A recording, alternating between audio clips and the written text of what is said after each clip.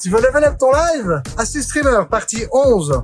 Comment gérer les extensions sur Twitch? Sur Twitch, tu as la possibilité de rajouter des extensions directement dans ton panel via la bannière Twitch ou alors littéralement cliquer dessus pendant ton live pour envoyer des interactions. Il y a par exemple pour les interactions, on a Tanjabot où il y a encore Sound Alert qui permettent d'envoyer des sons ou des images. Tu as par exemple Wizbot ou même Stream Elements qui te permettent d'avoir dans tes bannières des leaderboards qui permettent de mettre en concurrence un petit peu les gens qui sont le plus actifs sur ta chaîne. C'est très pratique pour favoriser l'engagement de ta communauté. Tu as aussi par exemple le PCG, Pokémon Community Game, un jeu Pokémon dans ton chat avec aussi une petite bannière pour voir un petit peu ton inventaire, tu peux faire des combats. C'est un Pokémon très réduit, mais c'est marrant parce que t'es en train de live et puis d'un coup tu fais un point d'exclamation Pokécatch pour essayer de capturer un Pokémon. Yo, c'est Anguille, et si t'as kiffé cette astuce streamer, abonne-toi. Il y a des interactions qui sont liées à des jeux vidéo. On peut prendre l'exemple de World of Warcraft où les gens à partir de cette extension peuvent voir directement ton stuff, ton rank, ou pareil pour Baldur's Gate 3, les gens peuvent voir directement ton inventaire, etc. à partir de l'extension. Ou alors on a par exemple d'autres interactions qui sont ciblées, par exemple une interaction avec Baldur's Gate 3 où les gens peuvent voter pour la question que toi en tant que viewer t'as envie que le streamer réponde. Je sais pas si je m'exprime bien mais vous avez compris l'idée. Et puis on a par exemple des extensions beaucoup plus complexes comme par exemple Hit. Alors littéralement Hit, tu peux cliquer sur l'écran et créer des interactions avec ça et franchement c'est assez balèze quand c'est bien maîtrisé. Bref, les extensions Twitch, il faut que tu choisisses celles qui te correspondent à toi et à ta communauté et n'hésite pas à regarder ce que font les autres streamers pour t'inspirer et prendre ce qui t'intéresse. Si c'est là, c'est pour qu'on s'amuse avec. Dans la prochaine astuce streamer, on va apprendre comment gérer les pistes audio dans OBS Studio. Ah oui d'ailleurs, si t'as des questions, si t'as encore des interrogations, rejoins le Discord communautaire Level Up ton live et on prendra le temps de te répondre. Alors, rejoins-nous!